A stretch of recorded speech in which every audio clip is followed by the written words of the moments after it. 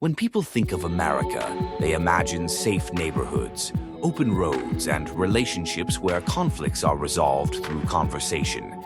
It feels like a place where love naturally comes with trust, space, and freedom. But the truth is, some of the most dangerous stories are born inside the relationships we believe are the safest. Today's story is not about a professional criminal. It is not about a sudden attack in a dark alley.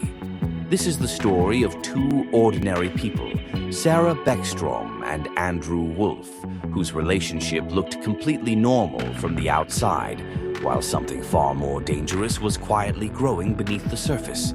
Important notice: this video is an inspired crime story. The names, characters, events, and situations shown are not a direct portrayal of any real individual or specific criminal case. This story is inspired by patterns and behaviors often seen in real-life cases, news reports, and crime documentaries.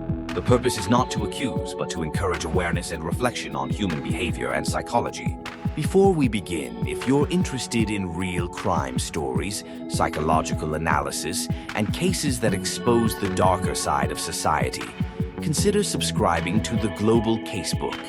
Don't forget to like this video and turn on notifications so you don't miss future investigations. Now let's begin the story where love, control, and silence combined to create a truth that changed everything. Sarah Beckstrom was quiet by nature.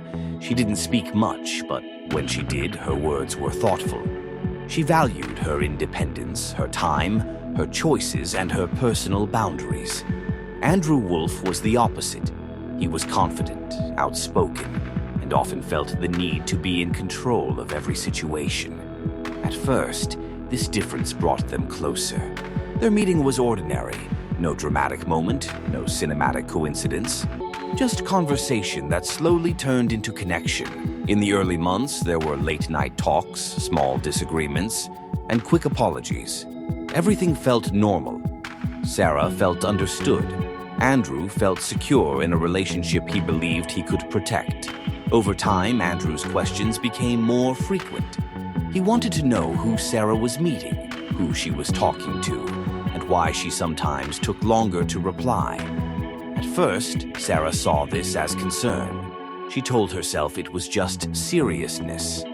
But gradually, those questions began to feel like pressure. Psychology tells us that when insecurity is disguised as love, control begins to take shape. Sarah sensed the shift but avoided confrontation. She feared that speaking openly would cause the relationship to fall apart. One day, a small moment on social media changed everything. Andrew questioned one of Sarah's posts. The issue itself was minor, but the tone was sharp. Messages followed one another quickly. Anger was visible through the screen.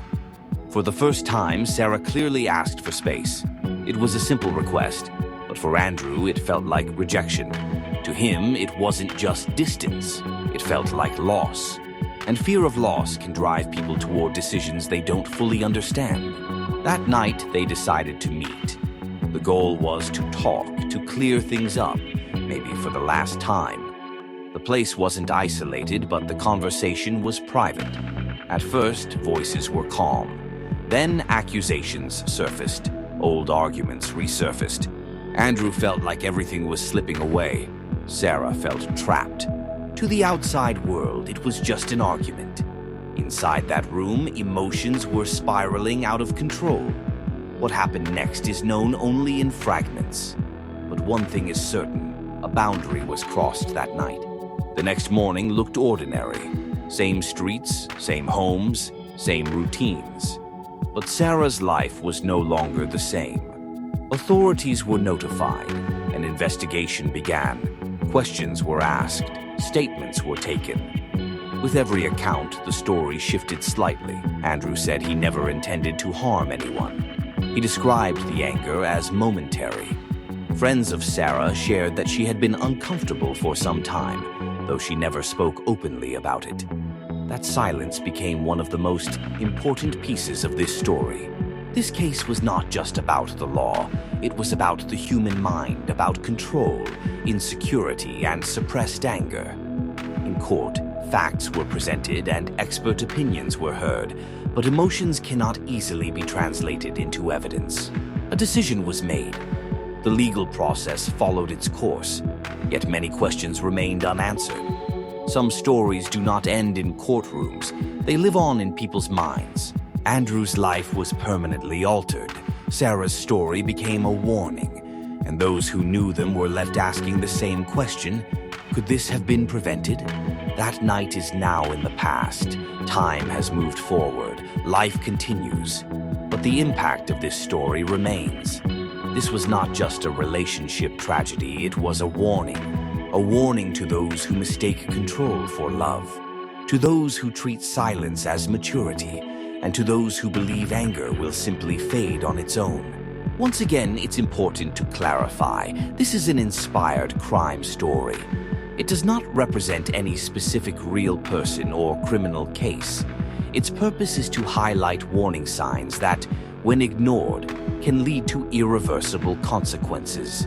If this story made you uncomfortable, that may be its purpose, because some truths are not meant to be comforting, and ignoring them can be far more dangerous than facing them. For more inspired crime stories, stay connected with the Global Casebook, because some stories are not told just to be heard. They are told to make us pay attention